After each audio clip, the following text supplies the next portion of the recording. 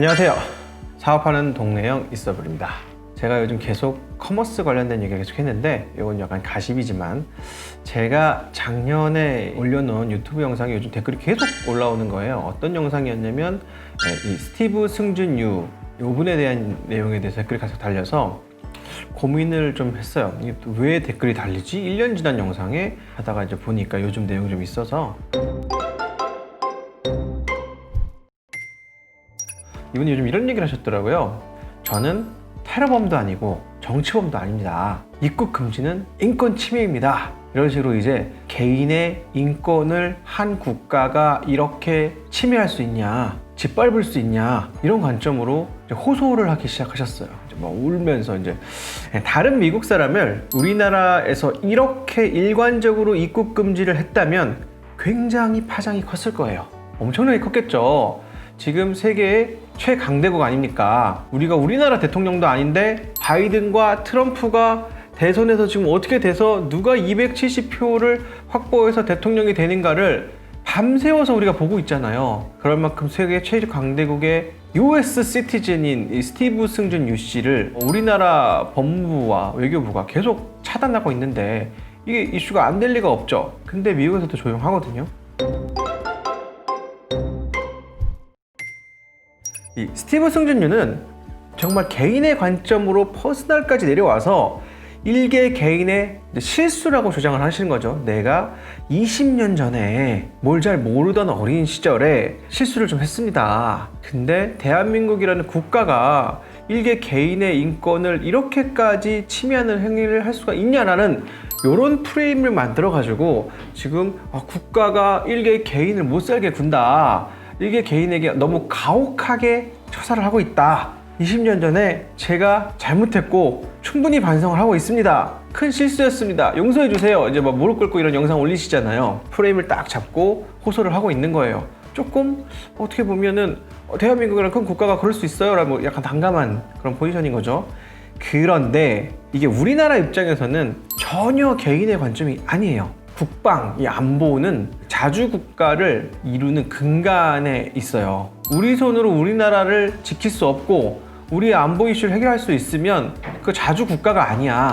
옛날에 큰 나라가 조공바치던 변방의 어느 나라로 돌아가 버리는 이런 거죠. 우리나라 징병제도를 갖고 있잖아요. 이 징병제도가 우리나라의 국방을 하는 핵심 사안이에요. 이게 흔들리면 우리나라의 국가의 존엄이 침해를 받는 거죠. 그리고 우리는 개인의 인권 관점에서 보는 게 아니라 대한민국에 대한 테러 행위로 간주하고 있고, 그가 우리의 군 문제를 농락했잖아요. 이걸 테러 행위로 간주하고 있고 혹은 정치적 배신 행위로 간주하고 있는 거죠. 그래서 국방부 외교부에서는 이 사안에 대해서 그렇게 편하게 개인의 인권 문제니까 우리가 이제 불쌍하니까 좀 봐줄게, 이렇게 할 수 있는 사안이 전혀 아니라는 거죠. 좀 다른 시각이 아예 바뀌어가지고 여론, 우리나라 국민은 그 실수를 스티브 승준 유 씨가 그 20대 때 뭘 모르고 했다라고 하는 그 실수를 잊어버리고 용서할 준비가 되어 있을까?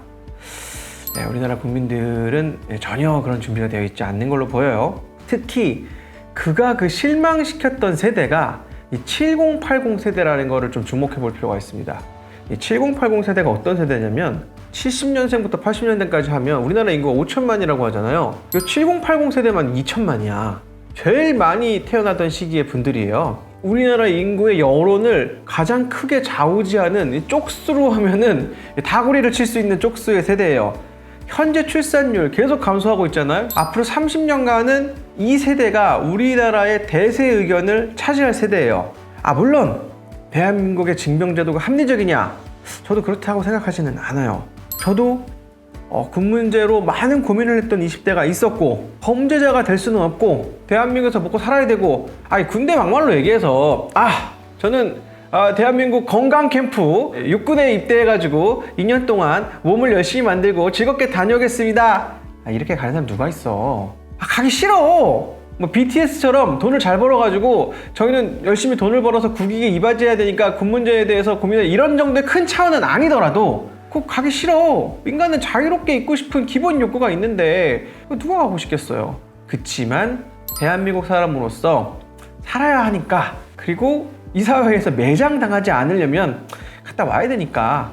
그리고 갔다 와보면 좀 애국심도 생기고 그래요. 그렇기 때문에 이 7080 세대의 상대적 박탈감은 이 스티브 승준 유 씨가 생각하는 정도로 가볍지 않습니다. 저는 테러리스트가 아니고 정치적 망명이라든가 정치하는 사람이 아니라고 하지만 이 사람들의 여론은 당신을 테러범으로 생각해요. 당신은 정신적 테러를 일으켰다.